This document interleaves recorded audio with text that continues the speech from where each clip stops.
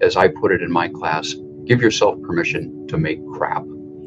Attention is your most important resource. It's not even time, it's attention. If you want somebody to do a good job, give them a good job to do. I would dump the wine. And a student in the class stopped me, and he reached into his backpack and he pulled out this well-worn copy of the book Flow, just like this. That is a simple question, but not an easy one.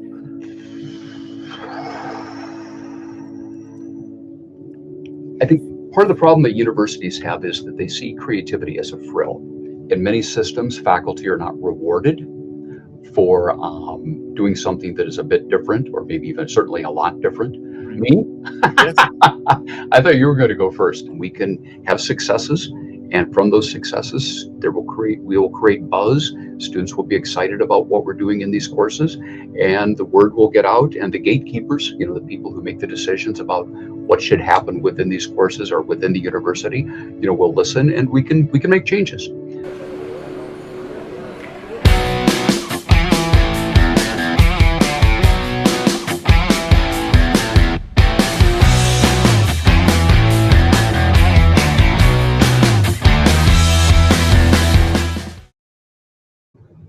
Oh, hello. Good afternoon, everyone. Welcome to this fantastic event. It's a pleasure to see you, so many here on today's event, which I believe is going to be a timely and important conversation. My name is Dr. Zoltan Buzady. I teach leadership and decision making. I'm full-time faculty member at Corvinus University, Budapest, Hungary. Today is the first session of the 5-part series, which is a live event, Bridging Theory and Practice. That's the title we gave. Throughout the series, we aim at exploring how leadership development in higher educational context can evolve, how it's moving beyond the traditional frameworks, how it is bridging the theory closer to the practice, the real-world application, and the needs, and how it can have impact. Today, it's my great pleasure to welcome my honored guest, Professor Gary Gute. Gary is a professor of human development at the University of Northern Iowa, USA. He's president of the Flow Channel Foundation, and also he's a well-known TED speaker. So Gary, before we dive into the topic, may I invite you to share a few words about yourself from your perspective, your university, and most importantly also your foundation work. Hi. Zoltan, thank you. So a little background information. My field is human development, sometimes known as lifespan developmental psychology, sometimes known as developmental psychology. I teach courses in positive psychology, in creativity, and we can go into more detail on that a little bit later if you like. I think I'd like to talk for a couple minutes about how it was first introduced to flow, because it has a close link to leadership development. And it was way back in 1997. I was teaching a course, an undergraduate course in organizational psychology. And I was talking about intrinsic motivation and some of the classic theories, the old classic theories of intrinsic motivation. And the idea is, Herzberg's argument was that if you want to get the best out of people, if you want to motivate people, don't mess around with what he called hygiene factors. If you want somebody to do a good job, give them a good job to do. That is a well-designed job to do, where they can become intrinsically motivated because they're doing something worthwhile and that's challenging, and a number of other components. And a student in the class stopped me, and he reached into his backpack and he pulled out this well-worn copy of the book Flow, just like this. And he said, "This sounds a lot like Flow." And I said, "Okay, what's Flow?" This was back in the early 90s. And he said, "Well, Flow is this concept, and is presented in this book by Mihai Csikszentmihalyi," he even pronounced the name correctly, that we're using as a textbook for a seminar that I'm taking on work. And this sounds a lot like flow. And I thought, well, I need to learn more about flow. So I got the book, read the book. I was enamored with what I was reading, and I read Mihai's book, Creativity, was smitten with that and thought, this is remarkable stuff. Nobody else is saying this, and certainly saying it, in this way. And a few years later, through a series of coincidences, I ended up meeting him and working closely with him. And he was on my dissertation committee, and we collaborated and were friends, and did a lot of good things, I think, for over 21 years. And Mihai, or Mike, as he's known to his friends, really changed my life. And I'd like to think that over the last several years, I've been able to contribute to helping people change their lives as well by helping them learn a lot more about flow and apply it. The university I teach at is the University of Northern Iowa. It's a state school, one of 3 state schools in the state of Iowa in the Midwest in the U.S., as you mentioned, Zoltan. Our foundation started out as a platform to teach people more about flow and to carry on Mike's message. And with Mike, we started it, Mihai, we started it back in 2019. And after Mike's passing, Deanne, my wife, and I thought, well, we really need to transition this into a foundation, nonprofit. So a couple of years ago, we started the nonprofit, and we're still growing. We're still establishing our foundation, the foundation's foundation. But our mission is we share flow science and story to help people flourish where they live, learn, and lead. That's ultimately the bottom line. And we do that through a number of ways. And we have a website that you can check out, theflowchannelfoundation.org, to learn more about what we're doing. My big interest right now is in an area that I've labeled Flow for Good. Did a TEDx talk recently that you alluded to, Zoltan. One of the things that Mike was passionate about was the good that flow can do, not just for individuals and for their individual experience, but what it can do for systems, what it can do for families, what it can do for schools, what it can do for businesses, what it can do for communities, what it can do for the culture at large. And by using flow as a framework for designing the experiences for people to have within those types of systems, and creating good to pass on, to develop opportunities for people to experience flow in their lives and create systems that are perpetuating flow. So that's really something that I've been focusing on the last few months. Okay, great. So Sure. Gary, you've been engaged in development, human capacity building, professional in this, and the viewers and this topic focuses also on this segment of leadership environment. So how do you see, what are the changes in this uncertainty, this rapid changes, and how can flow help in this navigating in this environment? So what is Mihai's legacy about for us to develop leaders for the better future? Well, that's a big question, but it's in some ways an easy question, to some ways, big though it might be. The challenge is we live in a time of great disconnection. When you look at universities, universities are still largely, although changes are made around the edges here and there, but for the most part are still operating according to pretty medieval principles.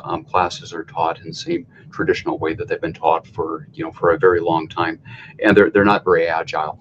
But on the other hand, the world in which we live is, as everybody knows, is changing so rapidly just from day to day, and keeping up with we claim that we want to prepare people for that world, but it's almost an impossible job to do because that world is changing so rapidly.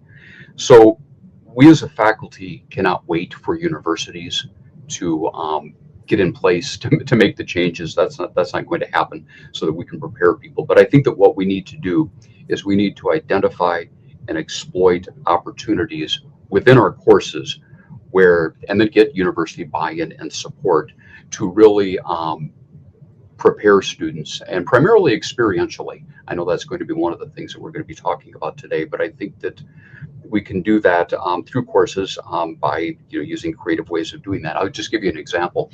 So I teach a course right now called the Creative Experience, and the idea behind that course is to take people take students into the community to experience creativity where it is thriving, so that they can be a part of environments where creativity is happening. But it's also part of the course to give them the opportunity to be immersed in creative problem solving and all the complexities of creativity. So something we did this semester that we just wrapped up is what I called Innovation Lab. So all of the students, there are 24 students in the class, we worked with community partners. One is a person within one of the communities. It's called it's called the Main Street program. It's part of a federal program. Lots of communities across the country are part of this. So that was one of our community partners. We had another community partner in a contiguous community just next to our community, and then a more large scale community partner. But their concerns were, how can they get students at this university to become engaged in the community? How can we get them to participate as volunteers? How can we get them to not just come in and spend their money, but really become meaningfully engaged in the communities? So what we did was we took the students to these communities and we did tours, we did curated tours so they could get a sense of what is happening in these downtowns, in these communities. And we pulled together a couple of hundred students from the university that my students helped facilitate a problem-solving situation to help them describe how they can, from a student's perspective, contribute to solving the problem of getting more students downtown and engaged in these local communities. So it was a big project. And they were not expected to be experts in economic development or any of those more esoteric things. But from a student's perspective, what they know best, what can they do to help facilitate answers to some of these questions? So I think that things like that can be great opportunities to really engage students in meaningful ways in real life problems, not just made up problems, but real life experiential problems. So Gary, this type of programs and going out into the real world imbues some meaningful life, right, for the participants. Absolutely. And I think it needs. The question I have is, most people think that the flow is Csikszentmihalyi is opus magnum, the great work. But then I recall that he was most proud of creativity. So how did you see his life, and how is this connected? Creativity versus flow, or creativity and then flow, or flow comes from creativity? Tell us from your deep experience in this. Yeah, well, that is a simple question, but not an easy one to answer. Creativity, most people, frankly, most of us, businesses included, universities included, really do not have a good understanding of what creativity is. People have their own individual take on it, their own kind of thumbnail for what creativity is, but they really don't have overall a good sense of what creativity is, at least the way that people who study creativity view it. And Mike had a lot to say about creativity, had a tremendous book that you held up there about creativity. But I think part of the problem that universities have is that they see creativity as a frill. They have this arts bias. They think that creativity is only within the purview of the arts or the artist. And students, have that too. They say, well, I'm not a painter, or I'm not an artist, so what can I do? I'm not creative. And that is a tremendously limited, narrow, and limiting perspective on what creativity is. Or they think of it as just as a cognitive act. It's about thinking differently, or as Job said, think different. They think it's just something that happens in your head, or they think it's there's a bunch of tricks that you can apply to be creative, and that's going to solve the problems, and everything is going to be great. And all of those things are wrong-headed. There might be a little bit of truth in each of them, but creativity is much bigger than that. And creativity is something that is not just within the purview of the artist, but is essential for all domains. Every domain thrives because when it thrives, it does so because of creativity, and it is it's multidisciplinary, and it's interdisciplinary. So it's much bigger than people oftentimes think it is. Universities, I think, seem to warm up better to the concept of innovation than creativity, because I think it's something that to them is more tangible. They can get a better handle on, and they can probably sell better to their stakeholders. But creativity is really the basis for innovation. Innovation does not happen without creativity. And I would argue that, and you can read Mike's book, Creativity, and you can read a lot of other things that he has written, that it is flow, the experience of flow, individual flow, and within systems that really creates opportunity that serves as the engine that drives creativity and ultimately, can drive innovation. So I think that universities, while we're probably not as faculty, I know we're not going to be able to change the systems within which we live in a large scale way. I think we can do an end run. I think we can design courses, make changes within courses where we can use more experiential learning. We can give students opportunities to experience creativity and do creative problem solving, real world problems, and using Mike's systems model as a way of guiding us. We can have successes, and from those successes, we will create buzz. Students will be excited about what we're doing in these courses, and the word will get out. And the gatekeepers, the people who make the decisions about what should happen within these courses or within the university, will listen, and we can make changes. So, Yes. and I think that's how it's done. I don't think Yes. we're going for the power. So I have a PhD course called experiential learning, and you mentioned keywords in this practice. There are, you want to gain new experiences and you want to have creativity. So in this theory of experiential learning, there is this loop of going through various stages. Do you apply that also in your pedagogy? Oh, absolutely. Absolutely. And there are a number of models, for creative thinking and creative problem solving. But I think the biggest fundamental problem is that students have, and I think it ties in with challenges they just have with experiential learning, or I'm sorry, with some experiential learning in general, is a lack of confidence. They have not done this before. They're afraid that they're not going to get the right answer. They've been conditioned, to think that there is a right answer to all of these problems. If they don't get it right, they're going to look stupid. They're not going to be rewarded for it.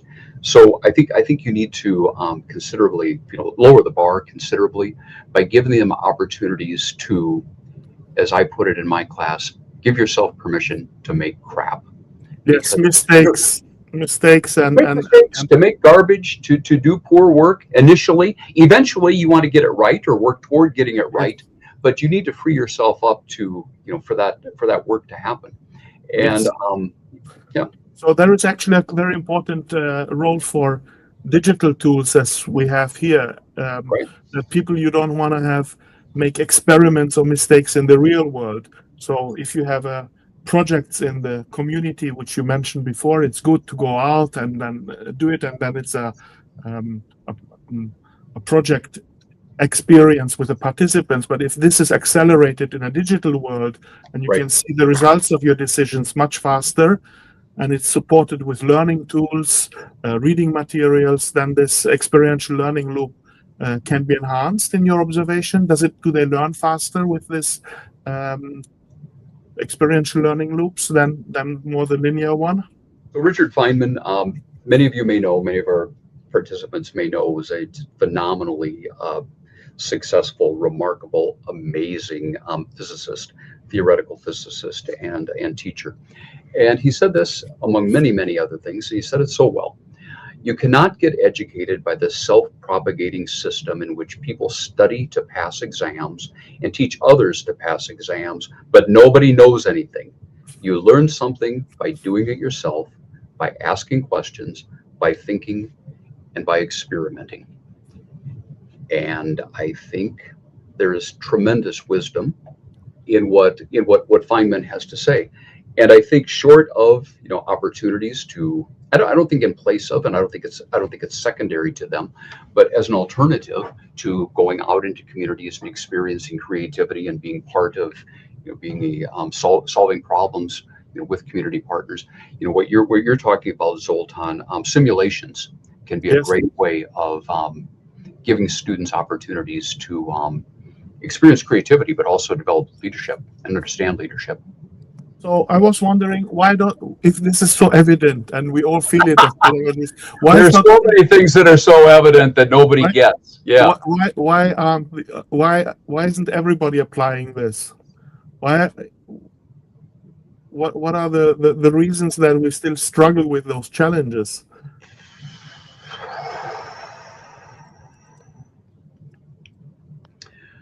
Part of it is what I was saying earlier, that universities change at a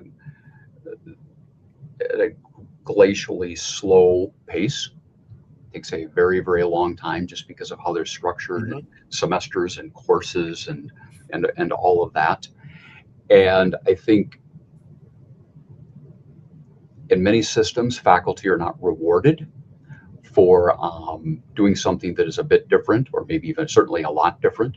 Mhm. In fact, it might create problems, politically for them. So a lot of faculty want to play it safe. I think that simulations, though, can be a great way of breaking through some of those boundaries. Yes. In my case, I used to teach business strategy and organizational behavior and then leadership. I used to use the Harvard style case studies, and they're very good in analysis. They're very good for debating and developing criteria for decision. And then there is this decision which we vote or don't vote, and that's it, right? There is the learning loop doesn't close. So this is for the technology part of it. It's very good to have a simulation where you see the results of what you do, or a learning course where you see it rather soon what you're doing. But Right. even then, it was impossible to repeat it and to replay it, to have a second round and to see Yeah, what sure. if I would have done it the other way around. So typically, people would read out, and this is what happened, what happened, type of epilogue afterwards. And when I came across this new way of teaching based on this Harvard style teaching, I thought that enables me as a pedagogist, as an educator, to develop leadership skills much better. Because then when you take a decision, then the different skills are reflected. And Gary, I want to engage you now we have sort of a surprise scene for you. And it is Okay. from this simulation game that FLIGBY, which Chick sent me, has Sure. co-developed. Have a look at it. It's a part of this online course, and there's a scene. Have a look at this. Decision analysis, jug wine. This decision point is one of the simulation's emblematic dilemmas involving both people and business. It can easily be viewed as management taking sides, either with Rebecca or Alex. Alex strongly supports removing the low-quality Turalicious inventory, believing it doesn't align with the winery's new high-quality vision. On the other hand, Rebecca is firmly in favor of selling the remaining quantity. In this very tense situation, a potential buyer has now expressed interest in purchasing the low-quality wine currently in stock. Just like in real life, opportunities at Tural Winery rarely come at the perfect time. The team has just committed to a strategy focused on high-quality products, only for an unexpected chance to sell the remaining stock of lower-quality wine to appear. Emotions are running high. Alex and Rebecca are both deeply invested in their roles, which makes rational discussion difficult. No matter what decision you make, it will likely be seen as taking sides, either as an ally or an opponent. As managing director, you are responsible for the winery's financial health. How you handle this situation will affect not only the bottom line, but also team dynamics and the integrity of your strategic direction. You have three options for what the company should do regarding this deal. Option A, stick to what's been decided together at the strategic planning meeting, regardless of the new information. Option B, be flexible and seek a possible compromise between quality goals and selling the existing stocks. Option C, you need to think more about the long-term effects and implications of either choice. Yeah, this is a typical situation, right? To be flexible and follow the new business opportunity to sell the wine for a customer, or to stay with the principle we agreed that we're going to go only for the quality customers, the quality produce on the long run, or maybe find some quick in-between compromise? How would you choose if you would be in such a situation? What would you do personally? If I had to choose between throwing Yes. out the line or Yes. rebranding, Yes. okay. Me personally, based upon that little exposure there, without the history of everything that, Yes. the context and all that stuff, I would dump the wine. Based upon what I heard there, that the commitment had just been made recently Exactly. to high quality products.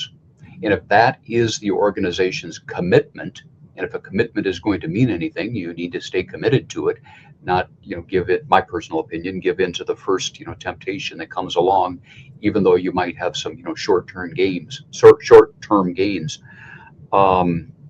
Because I think that if you're really trying to build a brand for producing high quality products, you need to do that. Yes. So you're going to develop a lower tier product, and I don't think that's what the company Yes. wants to do. Yes. In this particular case, it's a family business, and this is what they used to do in the past. And most of the participants or in this company, they think that this is the right way. And certainly this would be then, according to Csikszentmihalyi, the flow of the chief winemaker. In that case, he's called Alex, right? Okay. So you not only follow the principle, your values, but you would actually put another person who's a chief protagonist in the story into this flow state. However, being a business simulation, people would say you would never throw out wine Sure. somewhere, right? It's been already produced, so it's also in the pipeline. And what to do about that? It's a financial aspect. And then there are these people who are on the financial side. They are going to be demotivated, and you move them actually into apathy, right? So this person's flow is on the rather the opposite of what there should be done. So it's very difficult to decide on what is correct. What I do tell my MBA students, executives, is that in this case, I agree with you also that once we have decided we'll go into this direction, but you have to explain the chief winemaker that there is something which is not his flow, but we have to make sometimes a mini compromise. Next year, we're not going to go into this anymore. But for the financial aspects, he needs to accommodate that.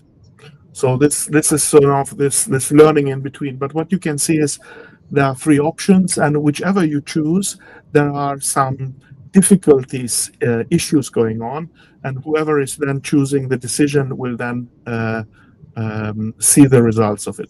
So I think this was an interesting demonstration of experiential learning, because when you replay this, you would go for the other one. I could recommend that to you to see what happens. Maybe you would become a financial expert and just the opposite of that, being a faculty member. Yeah. Well, that alone, having the opportunity to pursue the other scenarios, the other trajectories, and see what happens. Exactly. I think is tremendously valuable. And the point is, as we know, it's not about learning this particular wine story. Right. It's about your values, what you take on board for the leadership challenge and difficulties on that.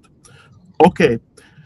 I think now is the time for us to move on to the audience to give them the chance to ask questions, and they can write them in the comments section below also. I have received already a few here. I see that. So there's first question from Dave. Is experiential learning primarily a practice, a science, or a combination of both? Is it a science or just something we should do? Has it been researched? What do you think, Gary, from your experience? Me? Yes. I thought you were going to go first. Well, Of course, it's been researched, right? It is linked to I can adult. comment. It's okay. Go ahead. No, Yes, go for it. That's fine. it's highly integrated to the question of how do adults learn. It's, I think, the most important leadership question. First one is, as a leader, you want to know, or as an expert, what is appropriate, what are the state-of-the-art tools or techniques, whatever it may be. Second level is that you are able to adjust it and that you can learn for yourself when is an approach, even a decision appropriate. But then the third one is, how do I get others, team members, into the situation that they can adopt to new situation? And that is being a great pedagogist as a leader. So how do adults learn? And this is the relevance, and this has been researched deeply and widely. Yeah, and I can point to, I don't want to take a lot of time with it, but I'll talk about a study that we did a few years ago, looking at an experientially based high school where students work in teams, businesses, agencies, nonprofits, governmental groups, make pitches with their problems, and then real world problems that they want solved. And then the students work in teams over the course of a semester, or even over the course of a full year, with those community partners to help with the partners solve those problems for them. We did a study of the student experience of flow within that environment, and we used what's called the experience sampling method. Yes. We used cell phones. So for the duration of a week, students were notified randomly on their cell phone, and they had to respond to a quick survey about where they are, who they're with, what they're thinking about, a number of other questions, and then about rate their mood, how they're feeling, how challenged they are, a number of things that are tied to the dimensions of flow. They received those prompts throughout the week when they were both in the experiential learning condition as well as during the half of the day that they were in the traditional high school. And the results were just off the charts in favor of a much more engaging, much more enjoyable, much more meaningful experience in the experiential learning condition than in the traditional high school experience. And that's just one example. There's a lot of research on experiential learning. So it's, as far as, is it a science or is it a practice? I mean, it is an approach, a framework, Yes. a number of perspectives, but there is science certainly behind it. Yeah.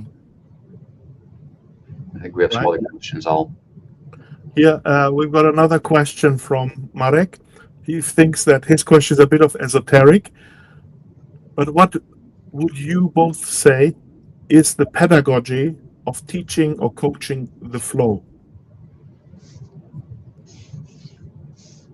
Well, what I say is, first I raise awareness of what makes life meaningful in a modern society, and as a modern leader, the question comes back in various forms, like what is happiness, what creates, how can you stimulate it?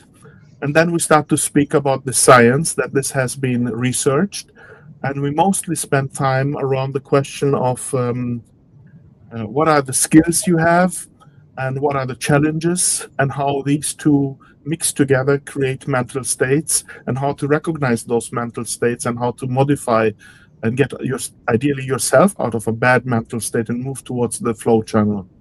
Yeah, that's right. And I think there are many modalities for teaching flow, for getting students to understand and to experience and to apply flow in their lives. One of the things, pedagogical approach that we use in a course that happens to be an online course, students have a number of activities. They have to read a chapter 5 from Mihai's book, Good Business. They have a video to watch. They have a PDF about that lists the dimensions of flow, the 9 dimensions of flow, and what is happening, what's happening within each of those dimensions. And then they're asked to do a piece of reflective writing where they pick a system within which they are living. It might be a team, it might be a classroom, it might be a workplace. And they have to take an approach whether they're going to use one of the 9 dimensions to talk about how flow is happening there, or how what I call anti-flow is happening there. And they come up with remarkably insightful, great ways of demonstrating that they understand flow, but really integrating it into their experience, and it helps them, understand and apply the 9 dimensions. So here's a quick one about clear goals, which is one of the the preconditions for flow. This student writes, in my workplace, goals are often unclear or constantly shifting. One week we're told to prioritize one thing, the next week the focus changes without explanation. This lack of clarity creates confusion and frustration, goes on and on. We've heard it a million times, but it is a great way for students to have anchors into the world of flow by tying it, tethering it to the dimensions.